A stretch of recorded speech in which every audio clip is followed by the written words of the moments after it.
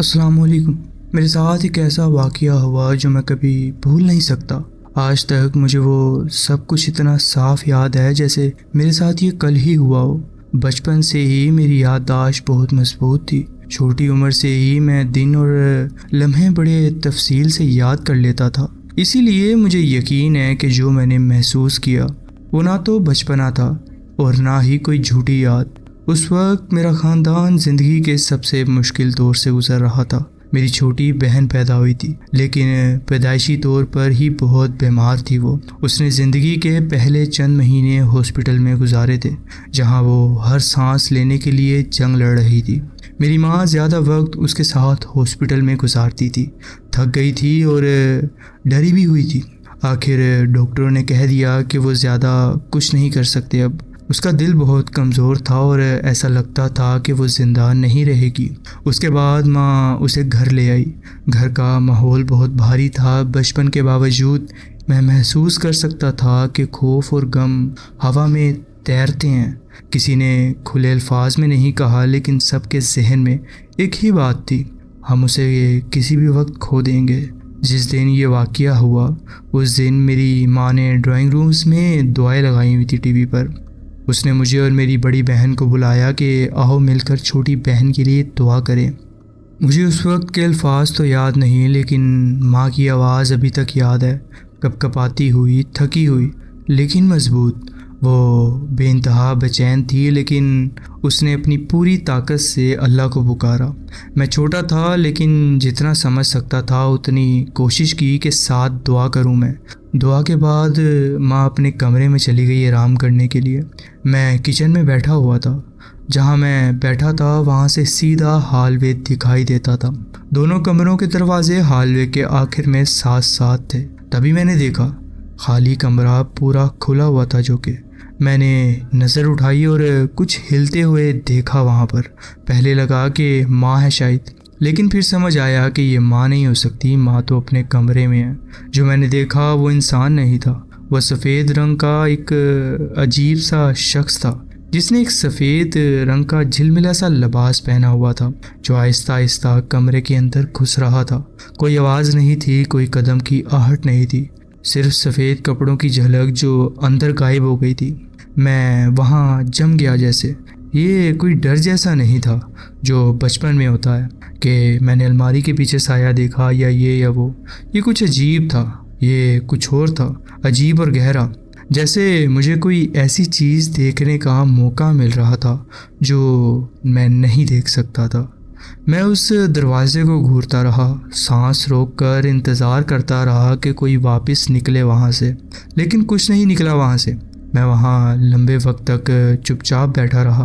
माँ तक को नहीं बुलाया मैंने। जो मैंने देखा उसका मतलब मुझे उस वक्त समझ नहीं आया, लेकिन मुझे यकीन था कि ये मामूली चीज़ नहीं थी कोई।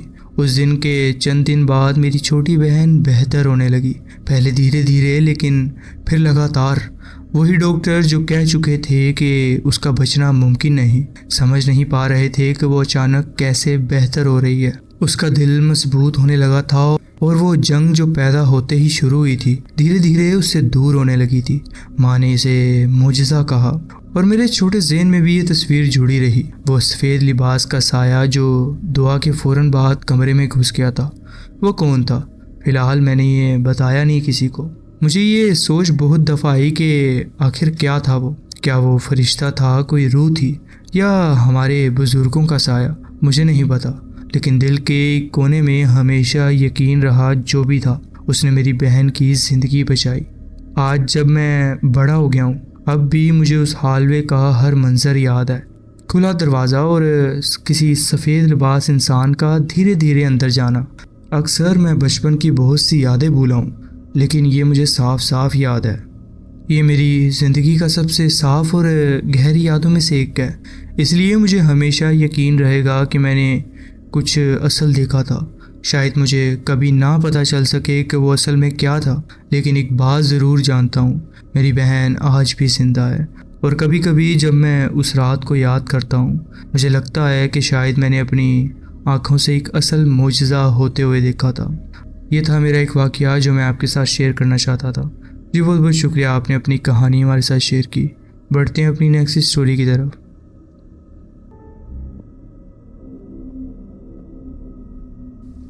یہ کہانی پاکستان کے ایک پرانے اور چھوڑ دیے گئے ریلوے اسٹیشن کی ہے، جو لاہور اور شیخو پورہ کے درمیان ایک ایسی سنسان جگہ پر واقع ہے جہاں اب صرف خاموشی اور ویرانی کا راج ہے۔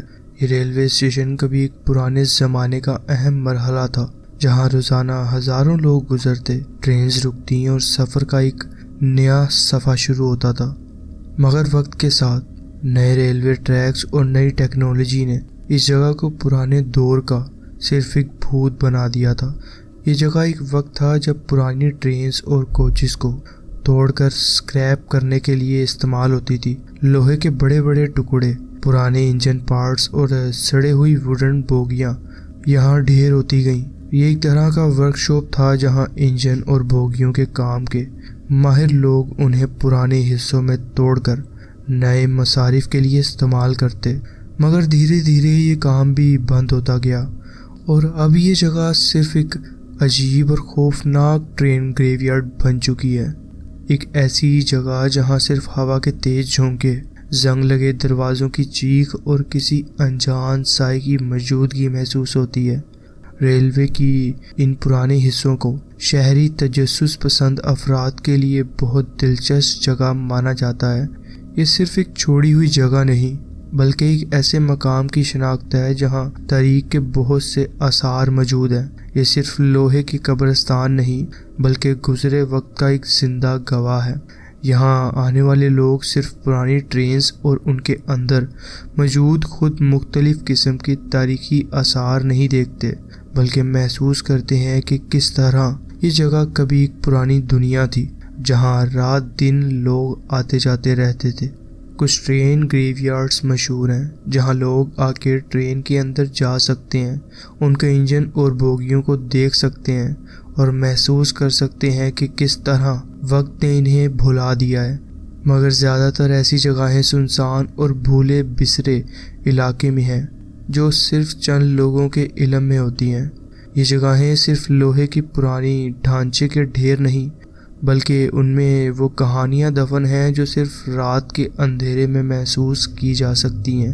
کہیں کوئی دستک دیتا ہے، کہیں کوئی سرگوشی ہوتی ہے، اور کہیں کسی پرانی ٹرین کی چیختی ہوئی بریک کی آواز سنائی دیتی ہے، جو اصل میں وہاں ہے بھی یا نہیں کوئی نہیں جانتا۔ میں اکثر سپرنگ کے موسم میں آتا تھا جب ٹھنڈی ہوائیں چل رہی ہوتی تھیں۔ اس موسم میں یہ جگہ کسی پرانے پوسٹ کارڈ کا حصہ لگتی تھی، کہیں دھندلی دھندلی روشنی، کہیں سرخ پتوں سے ڈھکی زمین کا ایک حصہ، اور کہیں پرانی بوگی کے اندر سے جھلک لیتا اندھیرا۔ ہر دفعہ یہاں آ کے مجھے محسوس ہوتا تھا کہ یہ صرف ایک چھوڑی ہوئی جگہ نہیں، بلکہ ایک کہانی ہے جو ہر بے جان چیز کے اندر چھپی ہوئی ہے۔ کبھی میں اپنے ساتھ اسکیچ بک بھی لے کے آتا تھا اور پرانی بوگیز یا ٹرین کا اسکیچ بناتا تھا۔ کبھی صرف ٹرینز کے بیچ سے گزر کر کھوئی ہوئی چیزوں کی تلاش میں رہتا ہوں، کوئی پرانا ٹکٹ، ایک انجن کا ختم ہو چکا میٹر، یا کوئی چھوٹی سی چیز جو شاید کسی وقت کسی مسافر کی یاد بن کر رہ گئی ہو۔ یہ جگہ صرف اسکریپ یارڈ نہیں، بلکہ تاریخ کا ایک ایسا حصہ ہے جو دھیرے دھیرے مٹی میں گھل رہا ہے۔ ہر چیز یہاں ایک کہانی سنانے کو تیار لگتی ہے، بس سننے والا کوئی نہیں۔ مگر اس دفعہ میں لیٹ سپرنگ میں یہاں آیا تھا، جو میرا عام طور پر آنے کا وقت نہیں ہے۔ اس موسم میں یہاں آنے کی عادت نہیں تھی، مگر پتہ نہیں کیوں بس دل نے کہا کہ مجھے یہاں کا چکر لگا لینا چاہیے۔ دھوپ تیز تھی، ہوائیں بھی گرم ہو چکی تھیں اور جنگل کی مٹی بھی پیاسی لگ رہی تھی۔ پرانی بوگیوں کا لوہا سورج کی گرمی سے اتنا گرم ہو چکا تھا کہ ہاتھ لگانے پر جلن محسوس ہوتی تھی۔ سب کچھ ویسا ہی تھا جیسے پہلے ہوتا تھا، وہی پرانے انجنز، وہی سڑے ہوئے دروازے اور وہی اکیلے کھڑے ٹریکس جو گھاس اور جھاڑیوں میں کھو گئے تھے۔ لیکن اس بار یہ جگہ کچھ الگ لگ رہی تھی، جیسے مجھے دیکھ رہی ہو۔ جب میں ریلوے ٹریکس پر آہستہ آہستہ چلتا جا رہا تھا، ٹرینز کے بھرے ہوئے پرانے ڈھانچوں کو چھو رہا تھا، تبھی مجھے اچانک ایک عجیب سی چیز نظر آئی۔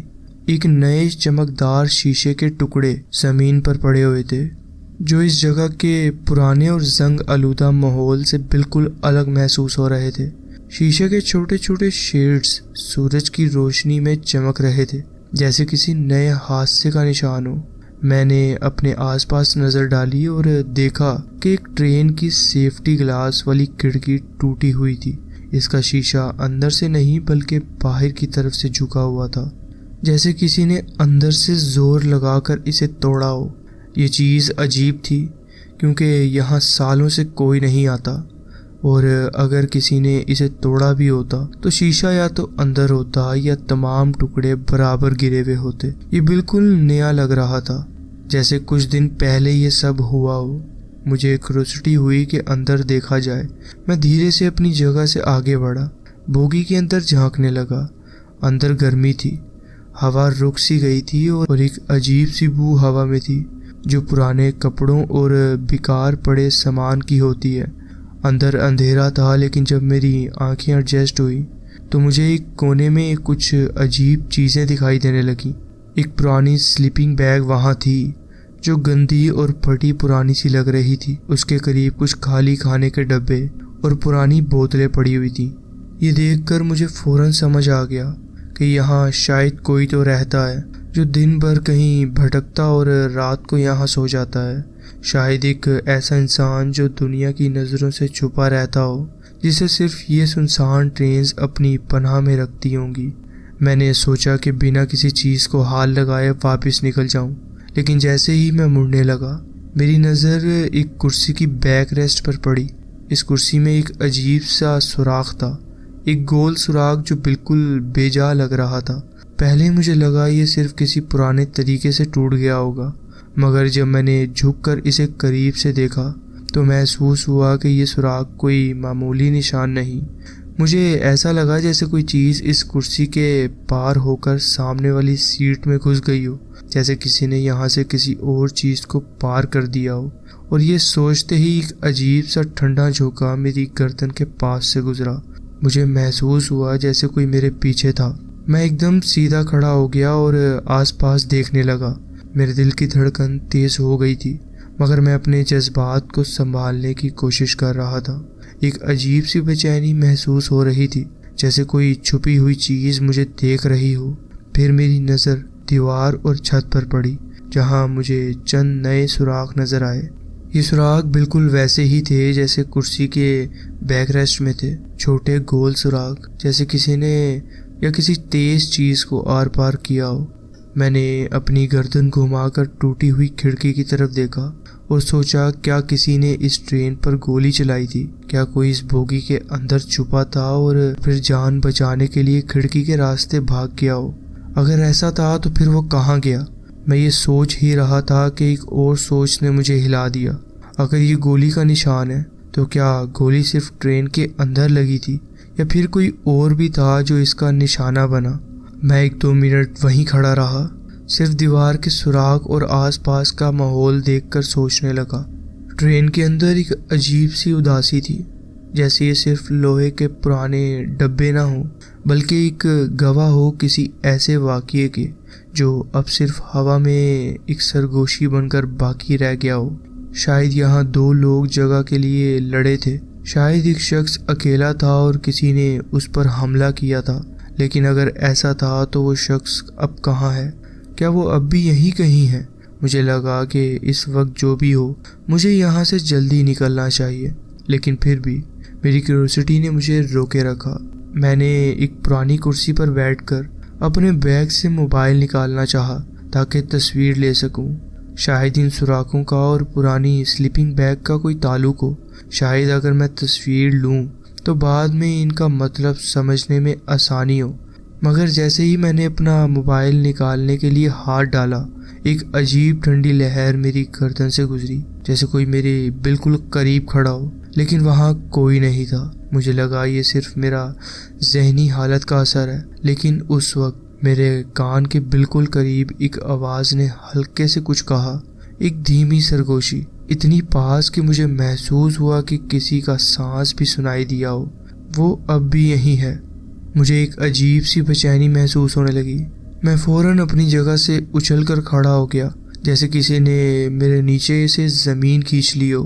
میرے منہ سے بنا سوچے سمجھے نکل گیا، نہیں، یہ نہیں ہو سکتا۔ میری آواز بوگی کے اندر گونج گئی۔ عجیب سی گونج تھی، جیسے آواز ایک مرتبہ نہیں بلکہ 2 یا 3 مرتبہ میرے آس پاس چھوٹی چھوٹی سرگوشی بن کے پھر سے سنائی دی ہو۔ یہ صرف میرا وہم تھا یا واقعی یہ آوازیں میرے کہنے کے بعد کسی اور نے دہرائی تھی؟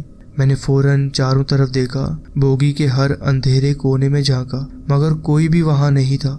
اندھیرا ٹھہرا ہوا لگ رہا تھا، جیسے ہوا بھی یہاں رک گئی ہو۔ سانس اندر کھینچنے پر محسوس ہوتا تھا کہ ہوا بھاری ہو گئی ہے، جیسے مٹی اور پرانے لوہے کی ایک عجیب سی بو ہوا میں گھل گئی ہو۔ گھبراہٹ میں نے اپنی چھوٹی شکاری چھری نکالی جو ہمیشہ میرے بیگ میں ہوتی تھی، بس اس لیے کہ اگر کہیں جنگلی جانور کا سامنا ہو تو کچھ اپنی حفاظت کی جا سکے۔ میری انگلیاں چھری کو مضبوطی سے پکڑے ہوئی تھیں۔ میں دھیرے دھیرے ادھر ادھر دیکھ رہا تھا، کرسیوں کے درمیان، بروکن کھڑکیوں کے آس پاس، لیکن کوئی بھی سامنے نہیں آیا۔ بوگی ایک عجیب سی خاموشی میں ڈوبی ہوئی تھی، لیکن یہ وہ خاموشی نہیں تھی جو سنسان جگہوں کی ہوتی ہے۔ یہ ایک بے چین خاموشی تھی، جیسے کوئی سانس روک کر مجھے دیکھ رہا ہو۔ پھر میری نظر اپنے ہاتھ پر پڑی، میرے ہاتھ جو کہ کانپ رہے تھے۔ یہ صرف گھبراہٹ تھی یا کوئی اور چیز؟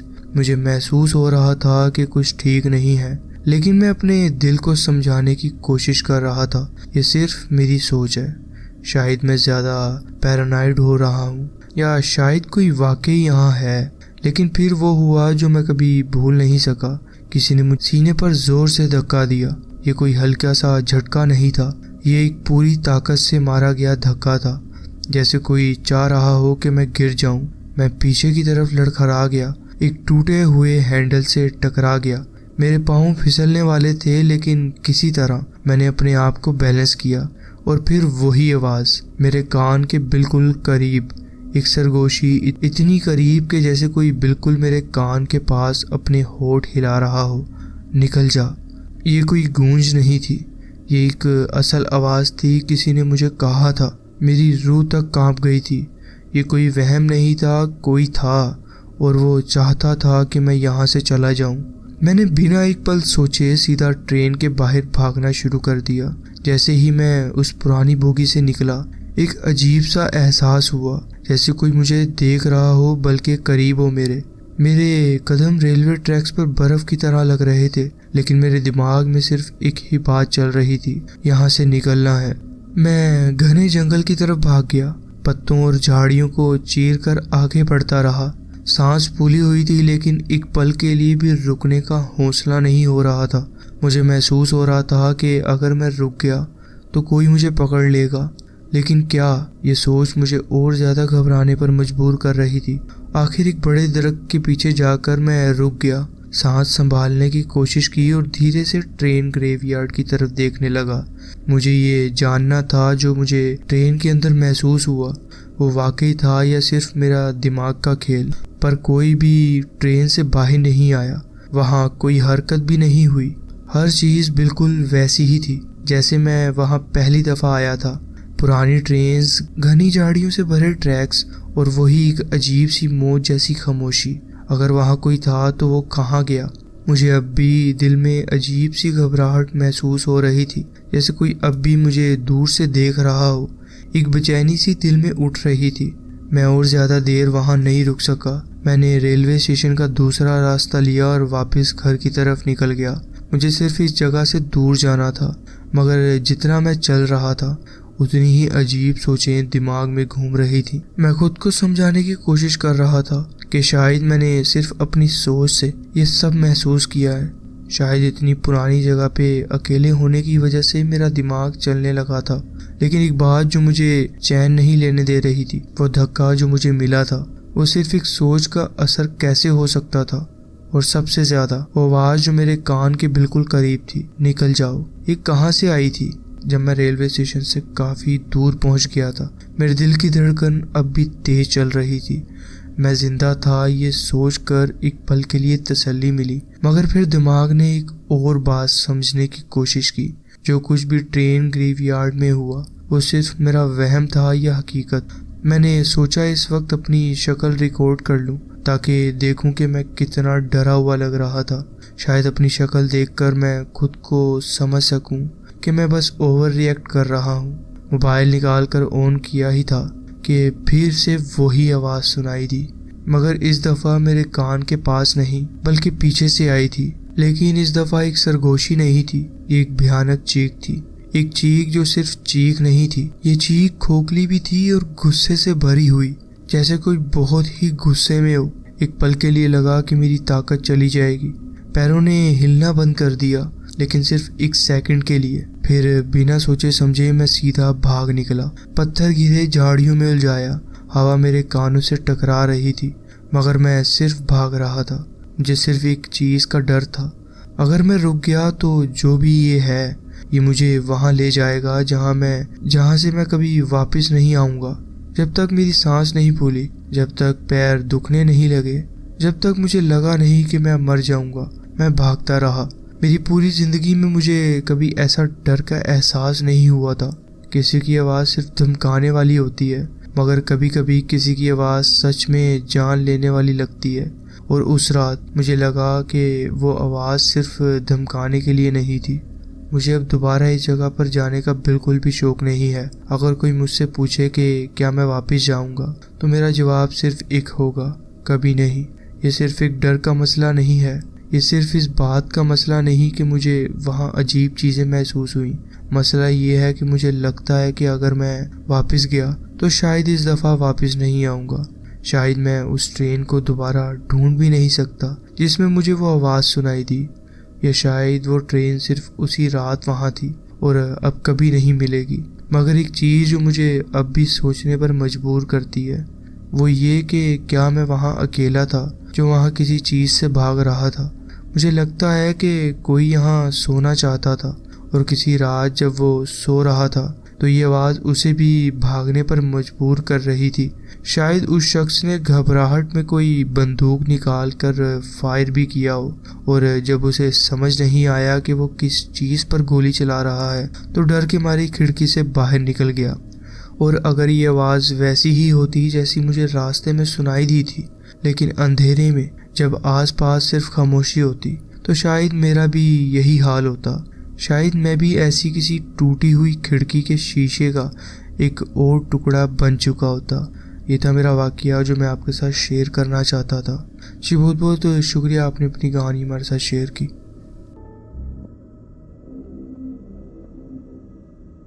السلام علیکم۔ یہ واقعہ پاکستان کے شہر لاہور کے ایک پرانے علاقے میں ہوا تھا۔ اب تک کوئی سمجھ نہیں سکا کہ اس رات روشنی اچانک کیوں بند ہو گئی تھی ہمارے گھر کی، اور یہ بات ہمیشہ مجھے بے چین کرتی رہے گی۔ میں نے اپنے گھر میں ہونے والی عجیب و غریب چیزوں کا حساب رکھنا شروع کر دیا تھا، لکھتا جاتا تھا میں۔ اب جب پیچھے مڑ کر دیکھتا ہوں تو سمجھ آتا ہے کہ کتنی چیزیں ہو چکی ہیں، اور اکثر سب کچھ اسی لمبے صحن اور راستے سے جڑا ہوتا ہے۔ میرے اندر ہمیشہ سے لوگوں کے دکھ درد محسوس کرنے کی صلاحیت رہی ہے، لیکن اس کے ساتھ مانسک پریشانیوں کا سامنا بھی کیا ہے میں نے سنا تھا کہ کمزور ذہنی حالت انسان کو روحانی اثرات کے لیے کھلا چھوڑ دیتی ہے۔ پتہ نہیں یہ بات کتنی سچ ہے، لیکن کبھی کبھی ایسا ہی محسوس ہوتا ہے مجھے۔ گھر خود اتنا پرانا نہیں تھا، وہ تقریباً ہم نے 95 کے درمیان بنایا تھا، لیکن اس جگہ میں کچھ ایسا تھا جو ٹھیک نہیں لگتا تھا۔ سب کچھ چھوٹی باتوں سے شروع ہوا۔ 2-3 دفعہ ایسا ہوا کہ میں ڈرائنگ روم میں اکیلا بیٹھا تھا اور ایک اچانک سے تیز اور بہت ہی گندی بدبو مجھے آنے لگتی تھی، جیسے کسی پرانے گھر یا کسی بوڑھی عورت کے عطر کی خوشبو۔ کچھ سیکنڈ میں وہ ختم ہو جاتی بنا کسی وجہ کے۔ اس کے بعد جو واقعہ ہوا وہ ڈراؤنا تھا۔ ایک رات جب میں باتھ روم کے باہر کھڑا ہوا تھا، تبھی مجھے باتھ روم کے دروازے پر کچھ رگڑنے کی آوازیں سنائی دیں، بالکل ویسے ہی جیسے ایک بلی کسی چیز کو پنجے مار رہی ہو، لیکن وہ بلی نہیں تھی۔ اس وقت لگا شاید کوئی چیز ہے جو میرے آس پاس ہے، مجھے تنگ کرنا چاہتی ہے۔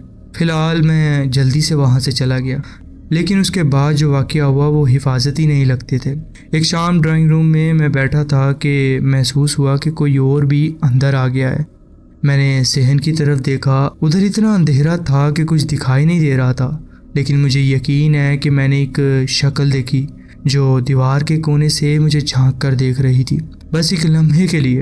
اس کا اثر کیوریوسٹی نہیں تھا بلکہ دل دہلا دینے والی چیز تھی وہ۔ مجھے پورا یقین تھا کہ یہ چیز میری مدد کرنے کے لیے نہیں ہے، یہ مجھے نقصان پہنچا سکتی ہے۔ فی الحال کچھ دن بعد میری والدہ میرے کمرے میں آئیں اور بولنے لگیں کہ تم مجھے کیوں اتنی اونچی اونچی بلا رہے ہو، جبکہ میں اپنے کمرے میں تھا اور میں نے کچھ نہیں بولا تھا۔ اور انہوں نے کہا کہ مجھے ایسا لگا کہ تم نے مجھے آوازیں دی ہیں۔ ایک اور دفعہ جبکہ میری والد نے ایک سٹی سے کہا کہ انہوں نے مجھے سوتے اٹھ کر گھومتے دیکھا ہے، لیکن یہ ممکن نہیں تھا کیونکہ میرے کمرے کا دروازہ اندر سے لاک تھا اور میں جب اٹھتا تو میرے ہیڈ فونز ابھی بھی کانوں میں تھے۔ مطلب جو انہوں نے دیکھا میں وہ نہیں تھا۔ چیزیں اور خوفناک تب بن گئیں جب میں کمرہ بدل کر اسی صحن کے ایک اور کمرے میں شفٹ ہوا۔ وہاں جانے کے بعد مجھے خوفناک سپنے آنے لگے۔ ہر دفعہ ایک ہی سپنا ہوتا تھا، وہ کوئی میرا قتل کر رہا ہے جیسے، اور ہمیشہ وہ مرد ہوتا تھا کوئی۔ سب سے برا سپنا تب تھا جب مجھے چاقو سے بار بار مارا گیا تھا۔ اس دفعہ میں سپنے سے جاگ گیا تھا اور ایسا مجھے محسوس ہو رہا تھا جیسے کوئی میرے اوپر ہے، کوئی مجھے مارنے کی کوشش کر رہا ہے، لیکن میں جلد ہی سمجھ گیا تھا کہ یہ سلیپ پیرالائزس ہے۔ کچھ وقت پہلے میں نے اپنے آپ کو بچانے کے لیے روحانی طریقے آزمانا شروع کیے۔ گھر میں حفاظتی نشان بنائے، پانی چھڑکا اور دعائیں وغیرہ پڑھی۔ ایک صبح دیکھا تو میرے ہیئر آئل کی بوتل زمین پر پڑی ہوئی تھی، جبکہ رات کو وہ میرے ڈیسک پہ تھی، لوکر میں یعنی۔ اس دن جب اسکول سے میں واپس آیا تو میرا وہ ڈیسک ہی پورا نیچے گرا ہوا تھا۔ جبکہ میں نے یہ والدین سے پوچھا تو انہوں نے کہا کہ ہم نے ایسی کوئی آواز نہیں سنی کہ کوئی چیز گری ہو، تو یہ کیسے ہو سکتا تھا۔ فی الحال جب ایک دن میں اپنے کمرے میں بیٹھا ہوا تھا، باہر سے مجھے میرے والد کی آواز آئی۔ مجھے لگا وہ مجھے بلا رہے ہوں گے۔ جبکہ میں وہاں گیا تو میرے والد کی گاڑی گھر پر تھی ہی نہیں، یعنی وہ باہر تھے۔ تو یہ آواز کون دے رہا تھا مجھے؟ اس کے بعد ہی مجھے کمرے سے کسی کے چلنے کی آواز آئی۔ میں اتنا ڈر گیا کہ میں باہر اپنے صحن میں بیٹھ گیا جہاں سے صاف دروازہ نظر آتا تھا۔ جب تک میرے والدین گھر نہ آئے میں دوبارہ اس کمرے میں نہیں گیا۔ فی الحال یہ تھا میرا ایک واقعہ جو میں آپ کے ساتھ شیئر کرنا چاہتا تھا۔